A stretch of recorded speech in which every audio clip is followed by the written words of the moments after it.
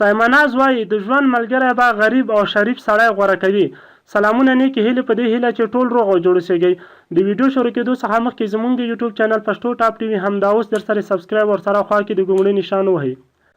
د پښتو وتلې پیغلې سندرغاړې سایمناز وایي هر څوک یې لا د واده په هکله پرېکړه نه ده کړې، خو که کله یې هم واده کولو نو مالداره سړی به نه کوي، بلکې غواړي به یو غریب او شریف سړی د ژوند ملګری جوړ کړي.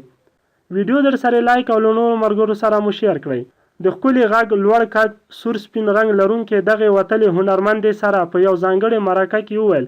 شاوخوا 15 کاله وړاندې یې په سندرو ویلو پیل کړی دی، خو نه ده ورته معلومه چې تر دې مهاله یې څومره سندرې ویلي دي او څومره البمونه یې مارکیټ ته راغلي دي. هغې د فلم، ټي وي، راډیو، سټیج او شخصي محفلونو دپاره سندرو ته د راوتلو نه وړاندې نه خو د کومې فني اکاډمي ته د زده کړې لپاره تللې او نه یې کوم باقاعده استاد څخه لاسنیوی کړی و. سندرې یې په مینه او وینه کې شاملې وې او چې کله یې د هارموني مخې ته په لومړي ځل خپله غاړه تازه کړه نو د سرملکه پرې دومره مینه شوه چې اوس د میرمن ناز پیژنګلو صرف د سندره جوړه شوې ده. هغې وویل د سندرو دنیا ته راتګ ورته لکه د نورو ډیرو پښتنو زنانو فنکارانو په څیر ستونزې نه وې ولاړې کړې، بلکې د پلار، ورونو او کورنۍ په صلاح او کومک یې د فن دنیا کې قدم کېښود. هغې زیاته کړه د فن دنیا ته د راتګ په لړ کې یې خوشبختي دا وه چې هغې د خپل کور لومړنۍ میرمن نه وه چې د هنر دنیا ته راووتله،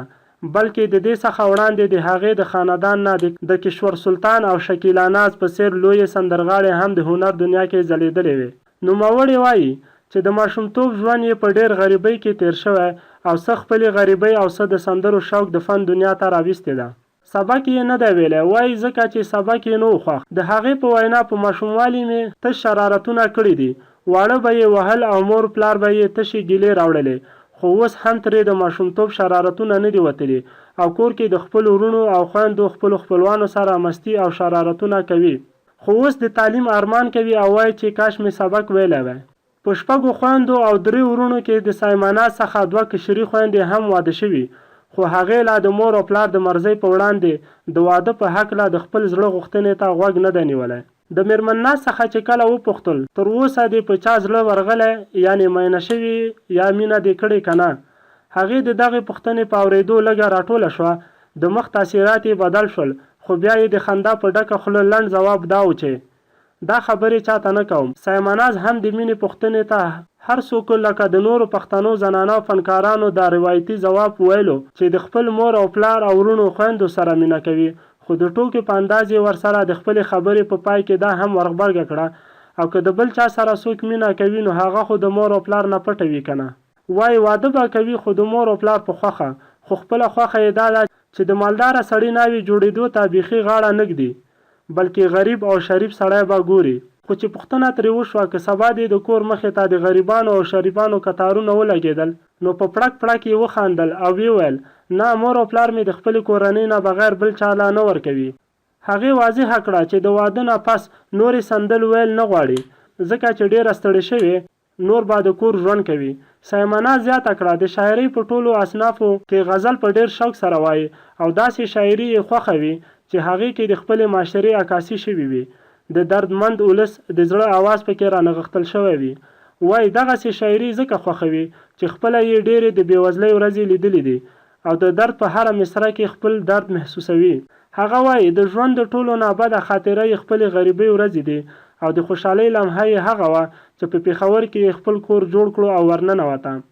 نازي اقبال او خیال محمد یې د خوښې فنکاران دي. د کمپیوټر د ټکنالوژۍ په مرسته د هنرمندانو د آواز د بدلیدو سیوا شوی رجحان که یو خوا د نوو سندرغاړو دپاره ډېره اسانه ګڼي، خو بل خوا د دې یقین دی چې د کمپیوټر په مدد آواز بدلیدو د نوو سندرغاړو د محنت مخه نیولې ده او سبا چې دغه فنکاران نیغ په نیغه سندره وایي نو وار یې خطا وي. نوموړی وایي میداني پروګرامونو ته نه ځي خو په ټي وي، راډیو، سټیج او هوټلونو کې د عزت پروګرامونه کوي. هغه وایي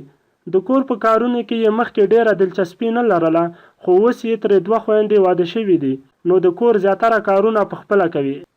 د سایمناز په وینا پخلي کې سبزیانې او نرۍ غوښه ښه پخولی شي، په خپله یې وریجې او سبزیانې ډېرې خوښې دي، خو د خپلې مرۍ او اواز خیال لکه د نورو سندرغاړو نه ساتي. په دغه لړ کې هیڅ پال پرهیز نه کوي او چې څه ورته میلاویږي درست ترې وباسي. د نړۍ په بېلابېلو هیوادونو کې تر دې مهاله د خپل فن مظاهره یې کړې ده، خو وایي چې د چکرو شوق نه لري او که د کور خلکو سره چرته چکر ته لاړه هم شي نو د هلې ګولې او مستۍ کولو په ځای غوره ګڼي چې چرته د سیند په غاړه کینی او د فطرت نه خوند واخلي. د نورو ښکلي او جالب معلوماتو لپاره زموږ د یوټیوب چینل پښتو ټاپ ټي وي در سره همدا اوس سبسکرایب کړئ. ویډیو در سره حتما لایک او له نورو دوستانو سره مو شیر کړئ.